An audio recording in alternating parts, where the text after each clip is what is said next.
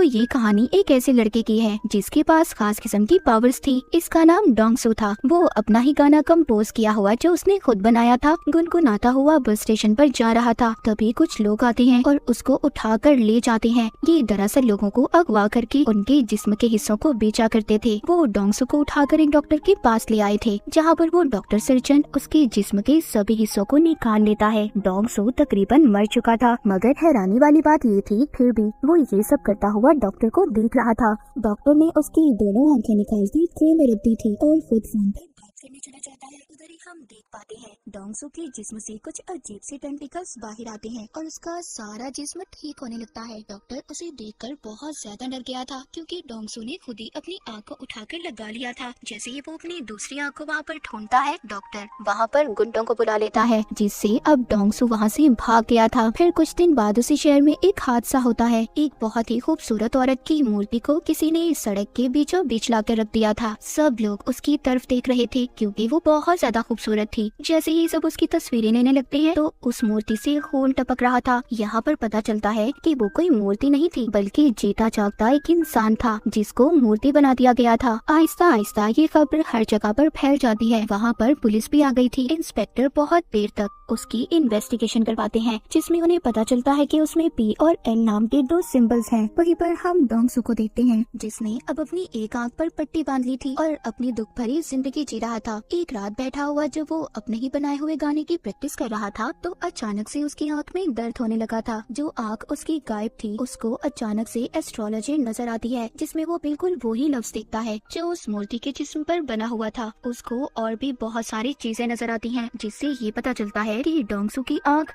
किसी दूसरे आदमी के पास है। तभी डोंगसू ये सब देख पा रहा था जो वो आदमी कर रहा था। अगले दिन डोंगसू अपने काम पर जाता है जो एक कबाड़ खाना था। तभी वहाँ पर कुछ लोग आते हैं जो उसके दोस्त को बहुत मार रहे थे। डोंगसू अपने दोस्त की मदद करने की कोशिश करता है और बेचारा खुद ही मार खा लेता है। उन्हीं में से एक आदमी डोंगसू को मारने के लिए चाकू निकालता है पर डोंगसू उससे लड़ाई करता है और इसी उसमें बेचारे डोंगसू का कान कट जाता है, जो कि जमीन पर गिर गया था। ये देखकर सभी वहाँ से भाग जाते हैं। अब जैसे ही वो वहाँ से जाते हैं, डोंगसू अपना कान उठाकर अपनी अजीब खास किस्म की पावर्स ताकत से अपने कान को जोड़ लेता है। उधर ही वो लोग भी अब डोंगसू को ढूंढ रहे थे जो जिस्म के हिस्से बेचा करते थे। उन्हें पता चल चुका था कि डोंगसू का जिस्म और उसका एक एक हिस्सा बहुत खास है, क्योंकि उसे जितना भी जख्मी कर लो काट लो वो खुद ही जुड़कर ठीक हो जाता है और ऐसे जिस्म की मार्केट में लाखों करोड़ों में कीमत है। लड़ाई खत्म होने के बाद डोंगसू अपने घर जाता है, जहाँ बैठा वो अपने गाने की प्रैक्टिस कर रहा था, मगर उसको गाने के लिरिक्स सही तरह से याद नहीं थी। वो दोबारा से सुनकर प्रैक्टिस करने लगता है। तभी उसको विजन एक ख्याल आता है। उसको उसी आदमी का ख्याल आ रहा था जिसके पास डोंगसू की दूसरी आँख थी। वो भी बैठा उसी का गाना सुन रहा था। तभी डोंगसू की आँख में दर्द होने लगता है, जिसके बाद डोंगसू ये फैसला करता है कि वहीं पर तो बाना जाएगा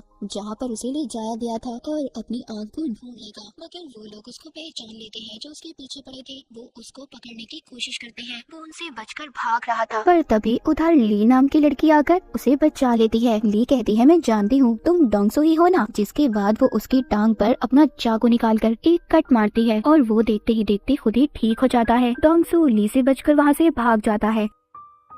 इसके बाद डोंगसू के ख्यालों में हमें एक किताब को दिखाया जाता है जिसमें लोगों को मारकर उनका पुतला बनाने के बारे में सब कुछ लिखा हुआ था, जिससे ये बात तो साफ थी कि डोंगसू की आंख जिस इंसान के पास थी वो लोगों को मारकर उनका पुतला बनाकर उन्हें शहर में खड़ा कर देता था। फिर हम एक लड़की को देखते हैं जो डोंगसू का गाना सुनते अपने ऑफिस जा रही थी, क्योंकि वो गाना अब काफी ज्यादा वायरल हो चुका था। वो जाकर देखती है तो शहर में एक और पुतला खड़ा था जिसका अभी अभी खून किया गया था। ये सारी बातें अपने दोस्त को बताती है जिसका नाम मिस्टर जिन था, पर वो आदतों से बिल्कुल भी अच्छा नहीं था, मगर ये लड़की उसको पसंद करती थी। ये लड़की मिस्टर जिन के सामने डोंगसू का गाना गुनगुनाती है। तभी उसकी आंखों में दर्द होने लगता है और उधर डोंगसू की आंखों में भी दर्द हो रहा था। अब ये बात तो यहीं पर क्लियर हो जाती है कि डोंगसू की दूसरी आंख जिस इंसान के पास थी वो मिस्टर जिन था और वही था जो शहर में सभी लोगों का कत्ल कर रहा था। और यहाँ पर ये भी पता चलता है कि डोंगसू की दोनों आंखें उसके गाने को पहचानती थी, इसीलिए जब भी वो बचता था उसकी आंखें आपस में जुड़ने की कोशिश करती थी। तभी उसे दर्द होता था। एक दिन वो अपने ख्यालों में एक लफ्ज लिखा हुआ देखता है जो कॉप्स आर्ट था। वो जब उसको इंटरनेट पर सर्च करता है तो उसे पता चल गया था कि शहर में जितने भी कत्ल हो रहे हैं वो कातिल उनको मारकर स्टैचू मूर्ति में बदल देता है और वो कोई और नहीं बल्कि मिस्टर जिन है। अब इस बात को पता करने अगले दिन उस लड़के के पास जाता है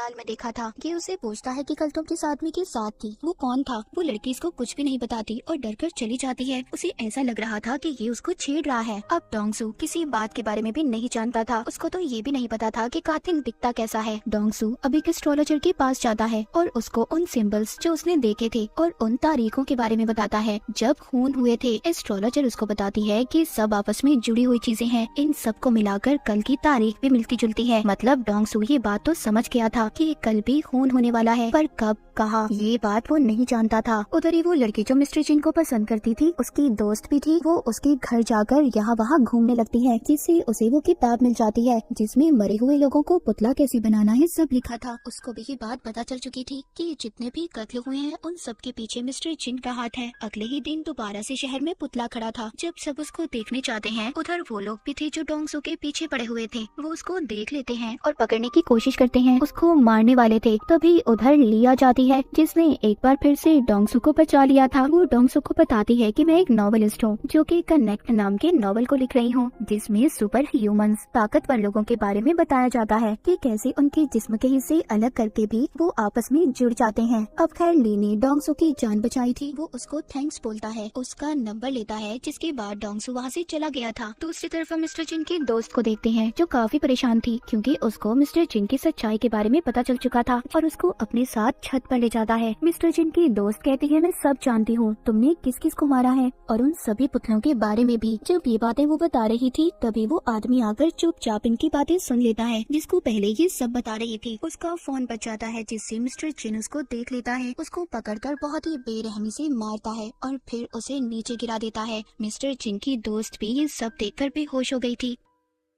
तभी उसका फोन बजता है जिसमें उसने डोंगसू के गाने की रिंगटोन को सेट किया हुआ था। जब उसका गाना बजता है तो तभी डोंगसू की आंख में दर्द होता है और मिस्टर जिन की भी। इससे अब डोंगसू को ख्याल आता है और वो सब देख लेता है कि मिस्टर जिन ने 2 लोगों को बहुत ही बेरहमी से मार दिया है। ये देखकर डोंगसू मिस्टर जिन के ऑफिस में आ गया था। वहाँ पर भी सबको कत्ल के बारे में पता चल चुका था। हर तरफ एक भगदड़ मच जाती है। वहाँ पर पुलिस भी आ चुकी थी। डोंगसू ने मिस्टर जिन का कोट देख लिया था, इसीलिए वो उसका पीछा करते बाथरूम तक जाता है, मगर उसने उसका चेहरा अभी भी नहीं देखा था। पुलिस आकर डोंगसू को पकड़ लेती है। उन्हें ऐसा लग रहा था कि डोंगसू ने ही कत्ल किया है। डोंगसू सबसे कहता है देखो मैंने कत्ल नहीं किया, कातिल तो बाथरूम में है। पर कोई भी डोंगसू की बातों पर यकीन नहीं करता। लेकिन ली उसको हम कैसे भूल सकते हैं। वो एक बार फिर आकर डोंगसू को बचा लेती है। उधर ही ऑफिस में मिस्टर जिन जो काफी परेशान था क्योंकि वो सोच रहा था कि छत पर तो हम तीनों के सिवा कोई नहीं था। जब वो बैठा डोंगसू का गाना सुन रहा था तभी उसकी आंख में दर्द होता है। अब उसको समझ आ चुकी थी कि सारे फसाद की जड़ उसकी ही आंख है जो ट्रांसप्लांट की गई है, यानी कि जो उसने लगवाई थी। इसका मतलब ये था कि जिसके पास दूसरी आंख है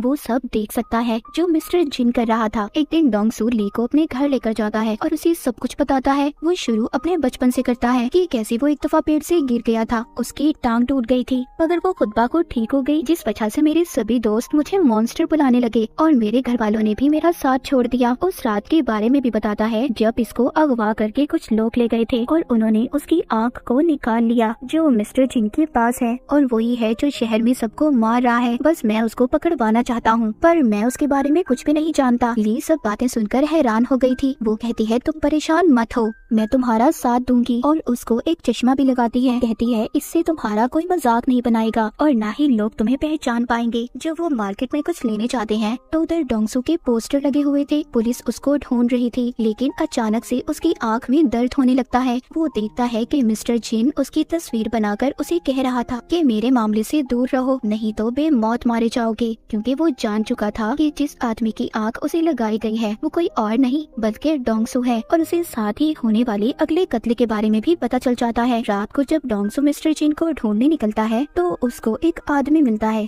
जो उसका गाना गा रहा था। ये सुनकर उसकी आंख में दर्द होने लगता है। अगले ही पल उसको मिस्टर जिन नजर आता है। जैसे ही ये उसको पकड़ने के लिए उसका पीछा करता है, वहाँ पर पुलिस आ चुकी थी जो डोंगसू को पकड़ लेती है। अब डोंगसू बेचारा बहुत ही बुरी तरह फंस चुका था। अब ना तो वो बता सकता था कि उसको ख्याल आते हैं और सारे कत्ल के पीछे मिस्टर जिन का हाथ है। उसको जेल में बहुत मारा जाता है। डोंगसू कहता है मैं खूनी नहीं हूँ, बल्कि मैं खूनी को जानता हूँ। इंस्पेक्टर ये सुनकर उसको छत पर ले जाता है, जहाँ पर डोंगसू उसको सब बता देता है कि उसकी आंख मिस्टर जिन नाम के आदमी के पास है और वही सबका कातिल है। वो इंस्पेक्टर को अपना एक हाथ तोड़कर दिखाता है जो फिर खुद ही जुड़ गया था। इंस्पेक्टर ये सब देखकर हैरान था। डोंगसू जो मिस्टर जिन को पकड़ना चाहता था वो छत से कूद जाता है क्योंकि वो जानता था कि अगर उसे चोट भी आई या उसकी हड्डी भी टूटी तो वो कुछ देर बाद खुद ही ठीक हो जाएगी। उधर दूसरी तरफ मिस्टर जिन डॉक्टर सर्जन के पास जाता है जिसने इसे डोंगसू की आंख लगाई थी। यहाँ पर हमें कुछ पहले का सीन दिखाया जाता है जब मिस्टर जिन डॉक्टर के पास आया था और उससे कहा था कि उसे आंख की जरूरत है, इसीलिए डॉक्टर ने एक तजुर्बे की खातिर डोंगसू की आंख उसको लगा दी। और फिर मिस्टर जिन को जब ये पता चलता है तो वो अब डॉक्टर को भी मार देता है।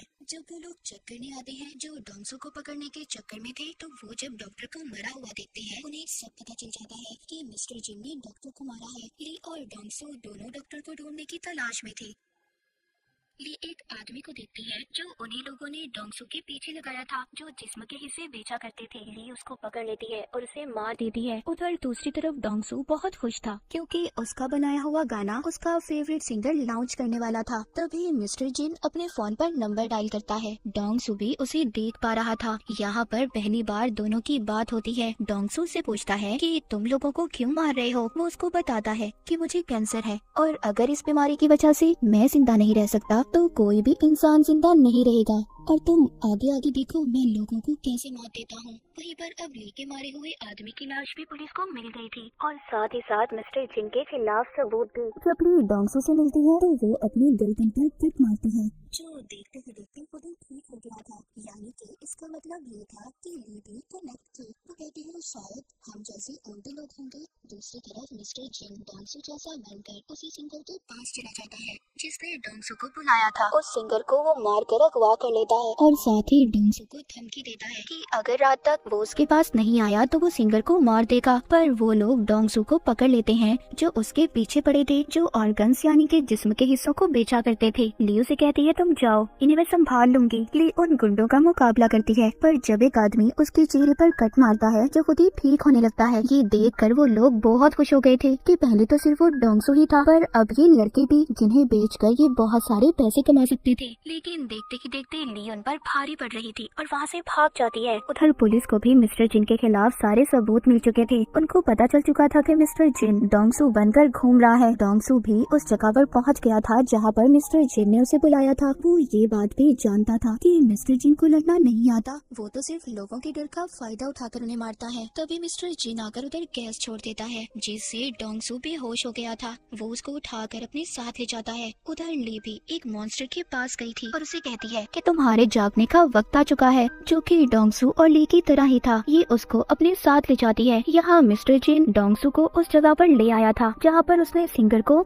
रखा हुआ था और डॉक्टर की बॉडी भी टंगी हुई थी जिसको उसने मार दिया था और बहुत जल्दी पुतला बनाने वाला था। सिंगर की ऐसी हालत देखकर डोंगसू उससे माफी मांगता है। मिस्टर जिन कहता है मुझे कैंसर है, मैं मरने वाला हूँ, इसीलिए मैं डोंगसू की बॉडी का इस्तेमाल करूँगा और अपना दिमाग इसके दिमाग के बदले लगाऊंगा। जहाँ पर जिस्म तो डोंगसू का होगा पर दिमाग मेरा। वो डोंगसू की उंगली काट कर भी सिंगर को दिखाता है। अभी इन दोनों को फ्रीजर में बंद कर देता है जिस वजह से सिंगर तो मर गया था। इस बात पर डोंगसू को बहुत गुस्सा आता है। वो अब आजाद हो चुका था और बाहर आकर मिस्टर जिन को बहुत मारता है। उधर ही ली भी उस मॉन्स्टर को लेकर आ गई थी। मिस्टर जिन जब उस पर हमला करता है उसे भी पता चल चुका था कि ली भी कनेक्ट है। तभी उधर डोंगसू आकर मिस्टर जिन को बहुत मारता है। यहाँ पर मिस्टर जिन डोंगसू पर लगातार गोलियां चला रहा था पर वो तो ठीक होता जा रहा था। डोंगसू ने मिस्टर जिन से अपनी आँख को भी छीन लिया था और उसे मारने वाला था। तभी उधर पुलिस इंस्पेक्टर आ जाते हैं जो डोंगसू को मारने से मना करते हैं। इंस्पेक्टर उससे वादा करते हैं कि मैं तुम्हारा सारा रिकॉर्ड मिटा दूंगा, अपनी जिंदगी की नई शुरुआत करनी चाहिए। अब ली और डोंगसू को ये लग रहा था कि सब कुछ ठीक हो गया है, वो जाने वाले थे। तभी ये देखते हैं वहाँ पर बहुत सारे मिलिट्री के हेलीकॉप्टर आ जाते हैं। अब उन्हें भी कनेक्ट के बारे में पता चल चुका था जहाँ पर वो इन दोनों को पकड़ लेते हैं। अब आगे की कहानी क्या होगी, मिलिट्री वाले इनके साथ क्या करेंगे, ये तो हमें सीजन 2 में ही पता चलेगा। तो सीजन 1 की कहानी यहीं पर खत्म हो जाती है।